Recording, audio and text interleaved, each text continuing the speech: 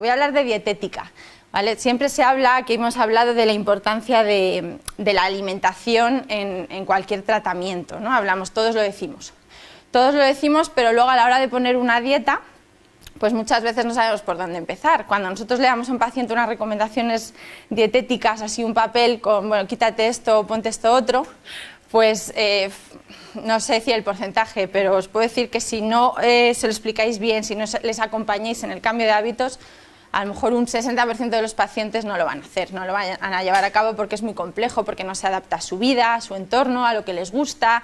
Entonces es importante que nos detengamos y ocupemos un tiempo en explicar la dieta, en adaptarla al paciente. Sé que a veces, bueno, muchos de aquí sois médicos, otros no, pero entiendo que tratáis a personas o estáis aquí porque queréis tratar a personas y no tenéis tiempo a veces de dedicar una consulta entera a elaborar una dieta, hacer un historial nutricional y demás. Entonces, bueno, yo os voy a decir cómo hacer esto, vamos a hablar de ello y también pues algunos tips para que sea sencillo, porque a veces no hay que estarse una hora con el paciente hablando de lo que come, pero le podemos pasar un cuestionario, pero le podemos hacer ciertas preguntas. Os voy a hablar de coaching también, de cómo podemos motivarles para que hagan ese cambio, porque de nada sirve dar una dieta que sabemos que es maravillosa si luego no la hacen, ¿no? A veces hay que empezar por cambios pequeñitos y esos son los que van a ser más efectivos, ¿no?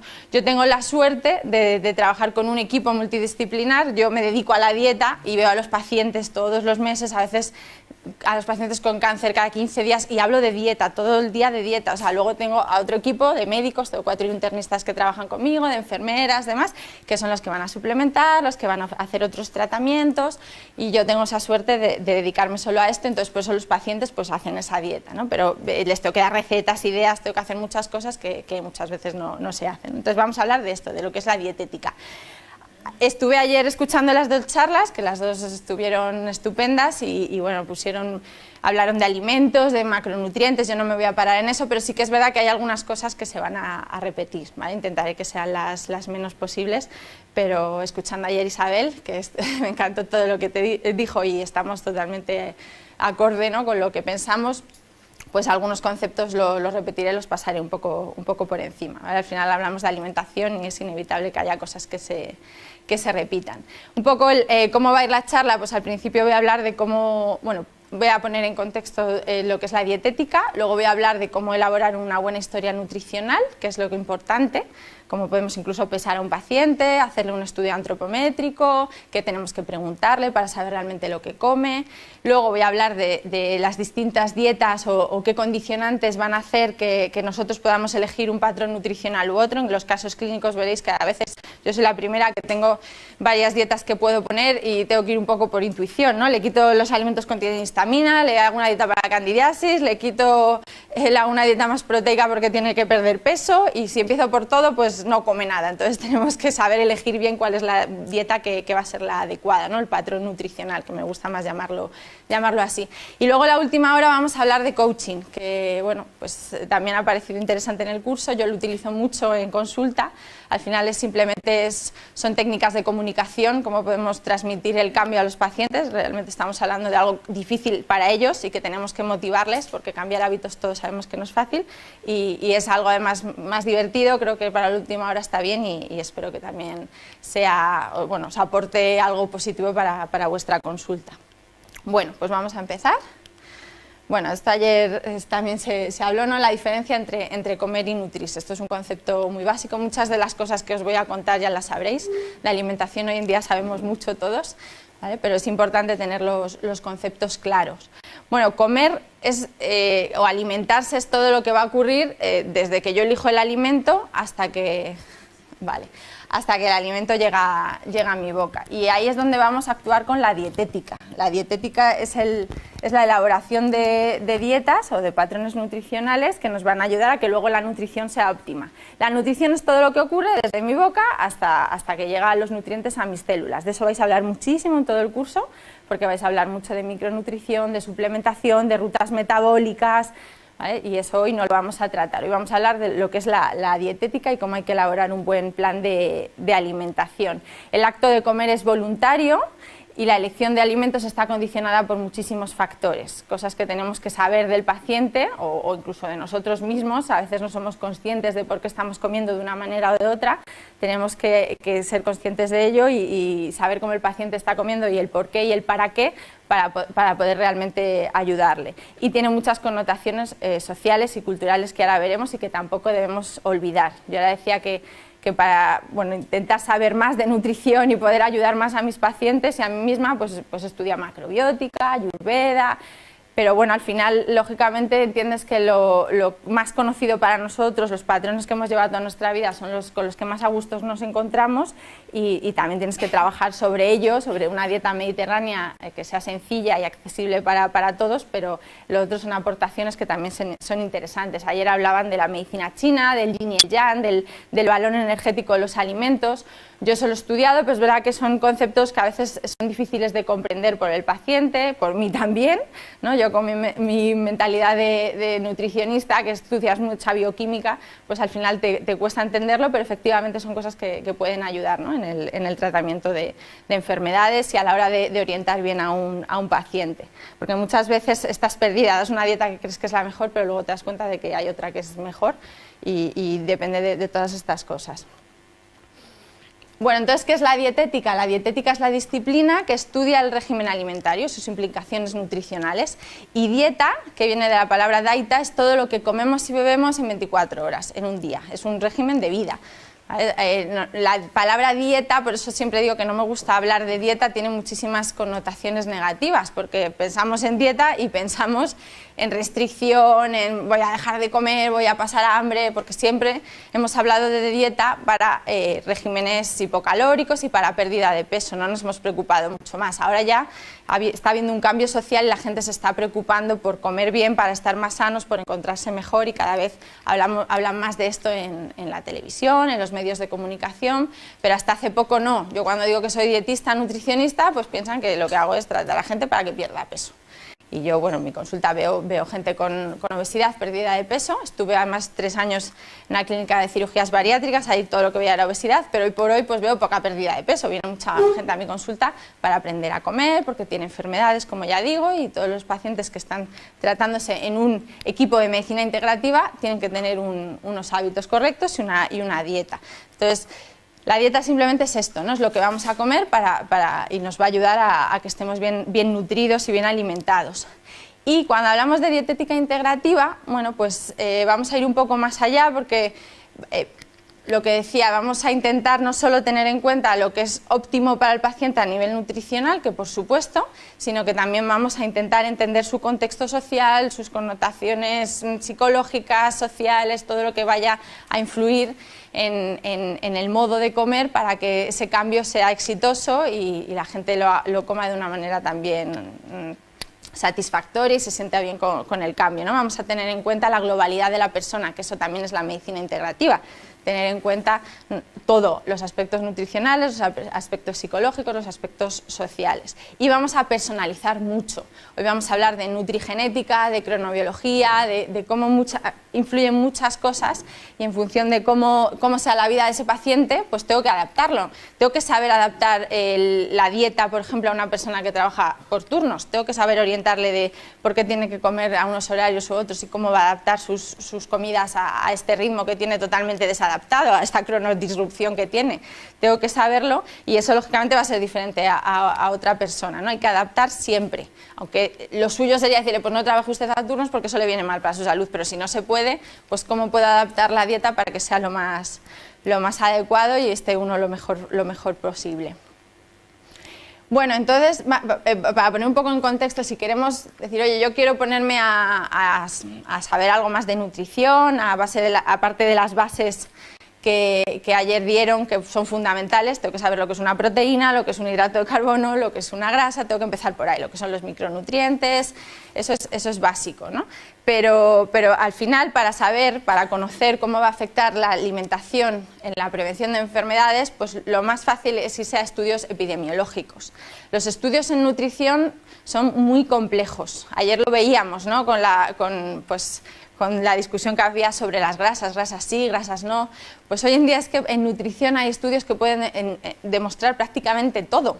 ¿no? Todas las dietas, la dieta paleolítica está demostradísima y tiene muchos estudios de lo bueno que es que comamos como el hombre del paleolítico. Bueno, pues para gente que tendrá una determinada carga genética, ¿no? Para otros no, yo eso luego en la práctica muchas veces no funciona. La dieta vegetariana es maravillosa, es la que más previene enfermedades. No sé si habéis leído el estudio de China, que es un libro, por ejemplo, muy interesante de epidemiología nutricional, que ese no lo he puesto en lo que os he recomendado leer, pero está muy bien leerlo, pero al final acabamos con la conclusión de que hay que ser completamente vegetarianos. Pues no, hay gente que si se hace completamente vegetariana, pues su cuerpo no responde bien porque somos omnívoros y necesitamos algo de proteínas, ¿no? Hay otra gente que al revés, yo tengo pacientes, yo les escucho, yo soy vegetariano, soy vegano, porque por convicción soy así y me va bien, se lo equilibrio y vamos a seguir con tu dieta vegetariana. También hace poco tuve un deportista, un maratoniano que hacía la dieta esta paleo, que no come nada de cereales, y para mí como nutricionista era, madre mía, dice, pero este hombre ¿de dónde saca los hidratos de carbono?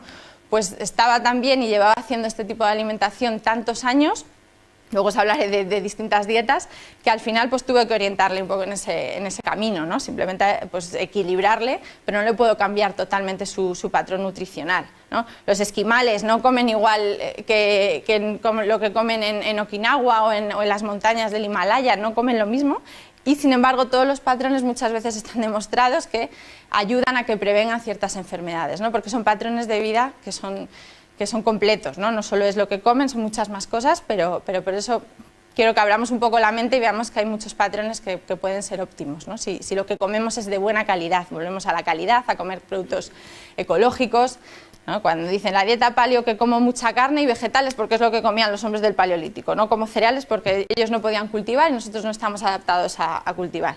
Digo, ya, pero tú corres detrás del animal como corrían en el paleolítico, pero tú comes carne ecológica como comían en el paleolítico, ¿no? Es bueno entenderlo, es bueno estudiarlo, porque cambia un poco nuestra visión de lo que es una dieta adecuada, y como a veces las proteínas no son tan malas, pero es verdad que hay que ponerlo todo en un contexto, ¿no? La epidemiología nutricional estudia estos patrones en la prevalencia de enfermedades. Es una disciplina muy joven, realmente, debido a esta dificultad de medir la dieta como un factor de exposición y a que la dieta es compleja, ¿no? Reside en la exposición a los nutrientes, o sea, la exposición a los nutrientes es continua y muy compleja. Realmente, si preguntamos a cualquiera de vosotros si pensáis en lo que coméis, pues no coméis lo mismo todos los días y de unos meses a otros cambia. Entonces es difícil ver qué patrón tiene cada uno de alimentación. Y es una práctica y en la práctica pues es necesario también pues conocerla para adaptar la alimentación a la susceptibilidad individual. Os voy a hablar de algunos datos curiosos en epidemiología nutricional, por ejemplo las zonas azules. Este estudio pues a mí me gusta mucho porque simplemente pues, nos habla de ciertas zonas del mundo en las que hay menos prevalencia de enfermedades, en las que la gente que vive ahí pues, es más centenaria, y entonces asociado mucho a su manera de comer. Pues las zonas azules se dicen que son Cerdeña en Italia, la isla de Okinawa, que creo que casi todos la conocemos por la poca prevalencia de cáncer que hay, porque son gente muy centenaria, en California los adventistas del séptimo día y en la península de Nicoya, ¿no? Se ha visto que son las 4 zonas del mundo donde pues hay más centenarios y además con buena salud, porque podemos ser centenarios pero con mucha pluripatología y polimedicados, aquí no, aquí se ve que tienen una buena salud. Entonces siempre se asocia que hacen una dieta más vegetariana.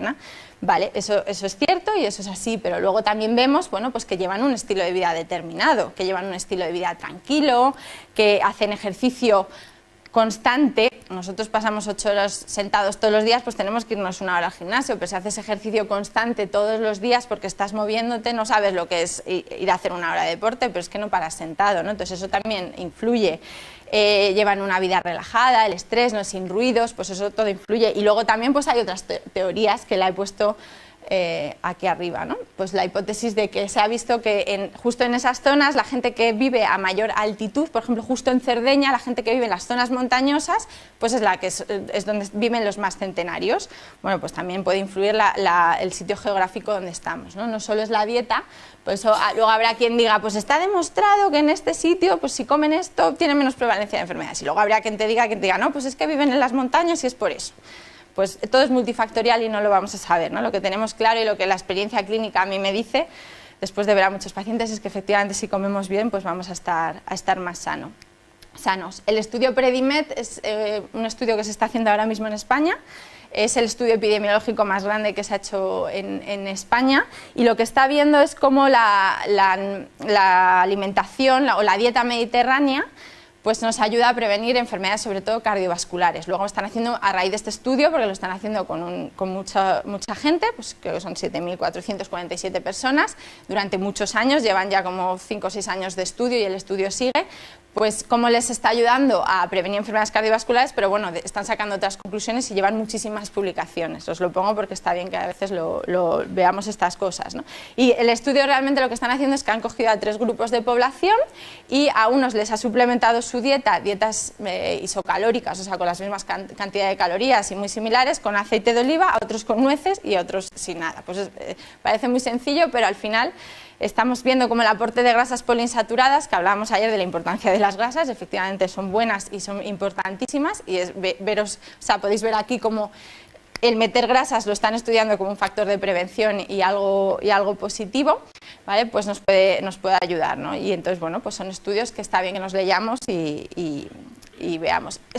¿Qué conclusiones sacarán? Pues están sacando muchas conclusiones, pero también es cierto que puede que de repente digan, oye, pues no se sacan muchas conclusiones de este estudio. ¿Por qué? Porque están intentando estudiar cómo afecta el aceite de oliva a las nueces en un patrón nutricional que no conocen. Una persona de 6 años pues puede tener muchísimo estrés, puede tener una vida súper sedentaria, sobre eso no están actuando y puede ser que a veces por eso los estudios pues no sean concluyentes.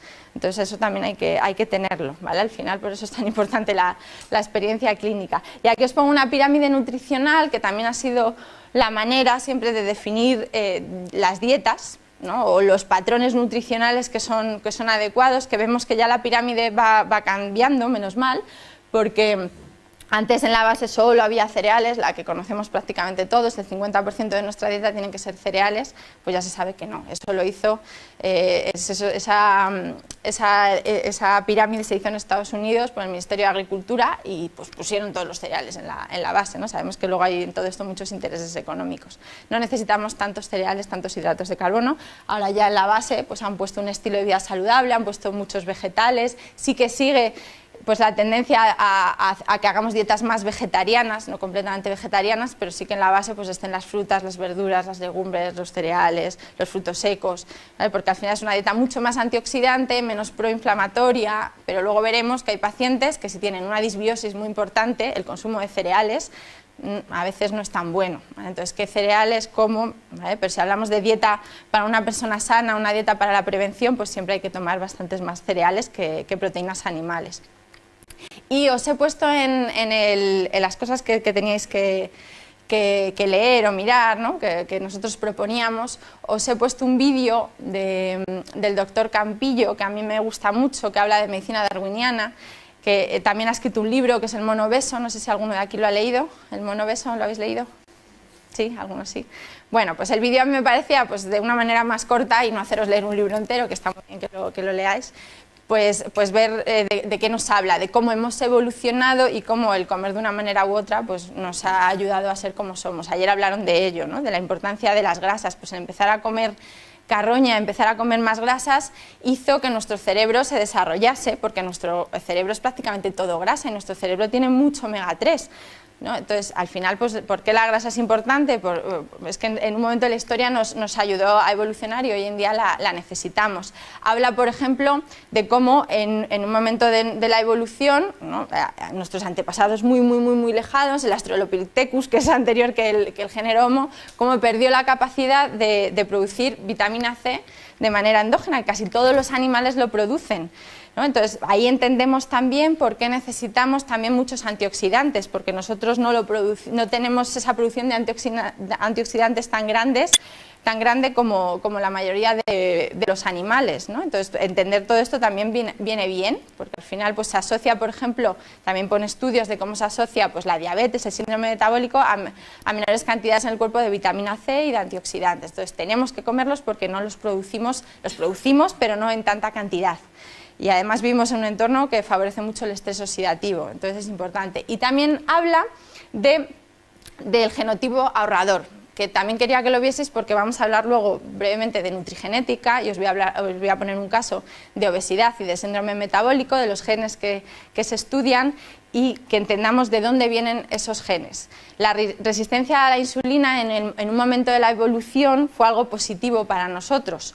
¿Por qué? Porque, bueno, nosotros venimos, como digo, de especies que vivían en la selva, el Australopithecus, que es el anterior al, el nombre para aprendérselo es complicado, anterior al género Homo, vivía en la selva, pues con muchísima fruta, estaba acostumbrado a tomar fructosa a todas horas y muchísima cantidad. Luego vinieron las glaciaciones, vino el ser humano, el Homo, tuvo que sobrevivir en la sabana africana sin nada que comer y solo podía comer prácticamente carroñas cuando empezamos a comer carne y cuando se desarrolla el cerebro, y grasas, y además vivían en el litoral y podían comer mucho pescado, entonces comían mucho omega 3, pero ¿qué ocurre? Que como comían cuando podían y cuando cazaban, pues comían grandes cantidades de alimento, mucho alimento, y de eso tenían que generar reservas.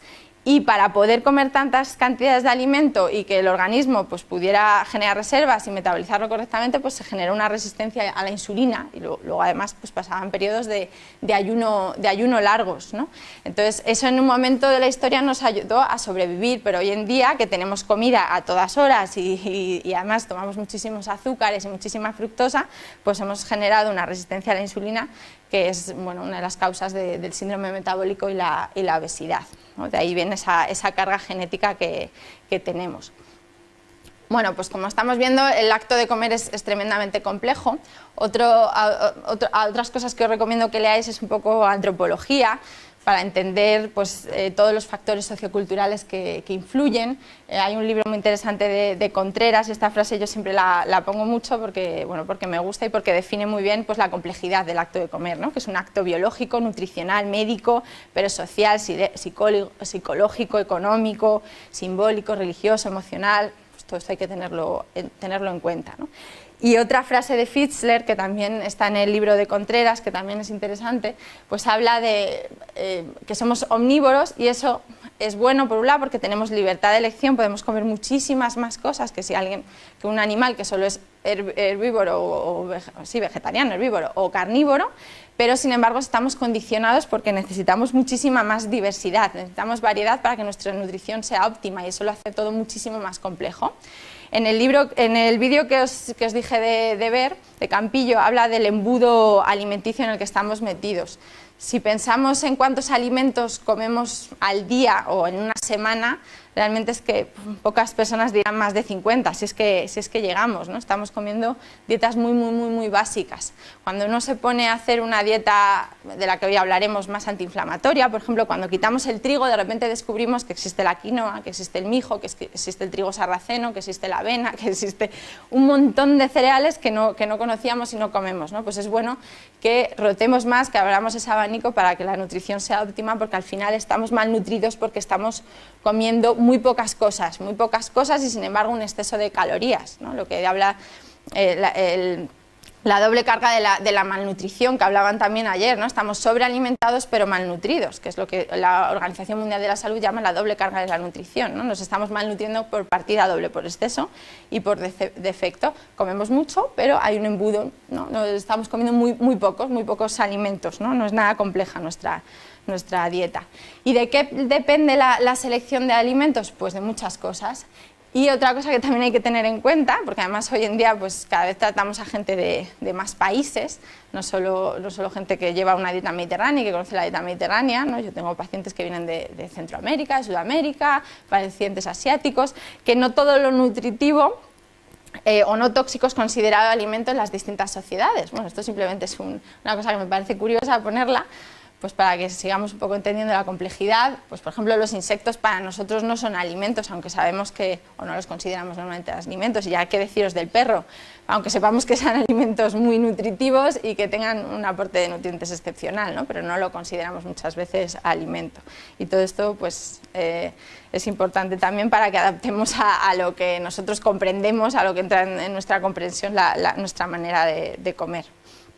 La elección de alimentos depende pues, de que tengamos accesibilidad al mismo, de la disponibilidad de alimentos, las normas culturales, los factores socioeconómicos, el estado de salud y los gustos y aversiones, ¿no? Esto es lo que dice la teoría y lo que todos sabemos, ¿no? Pero es que hoy en día, además, pues hay una gran influencia mediática, por eso pues ya no sabemos lo que comer.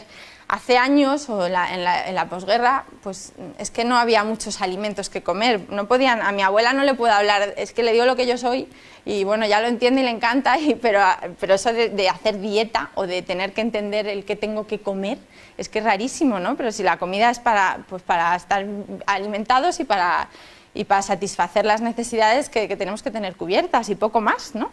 Pero es que claro, hoy en día hay tanta cantidad de alimentos, el 80% de los alimentos que están en el supermercado están totalmente procesados, llenos de aditivos, manufacturados. Hoy sí que tenemos que saber algo sobre etiquetado, que ayer hablaban, sobre qué es lo que nos están aportando esos alimentos, qué es lo que hay fuera de simplemente pues, la carne, el pescado, la verdura, ¿no? Que tenemos mucho más y encima mucha información que a veces nos hace confundirnos. Siempre hemos hablado de las dietas hipocalóricas. Yo como bien porque hago dieta para perder peso y luego le preguntas a la persona lo que come, todo light, todo cero, todo. Digo, pero ¿dónde están los nutrientes? Aquí sí, las calorías son poquísimas y no estás comiendo grasas animales ni estás comiendo azúcares refinados, pero realmente lo que estás comiendo te está nutriendo, ¿no? Y es porque hoy en día pues estamos condicionados por muchísimas cosas.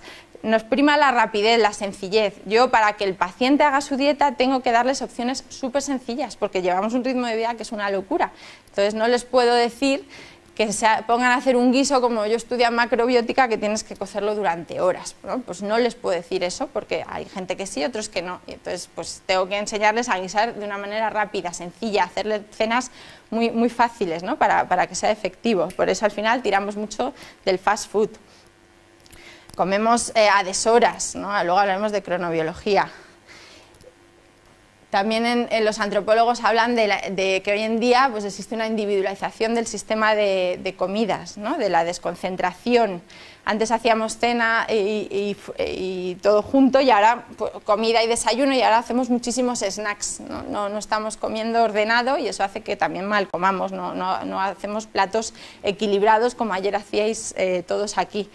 Desimplantación, pues ya no come la gente en familia, ya cada uno come cuando quiere. También el acto de comer en familia pues también es bueno porque nos ayuda a que comamos mejor. Decían que un factor de riesgo de enfermedades es comer solo, o sea, vivir solo, porque si vivimos solos o estamos solos, pues al final no nos preocupamos tanto por elaborar bien la comida, pues eso también es importante.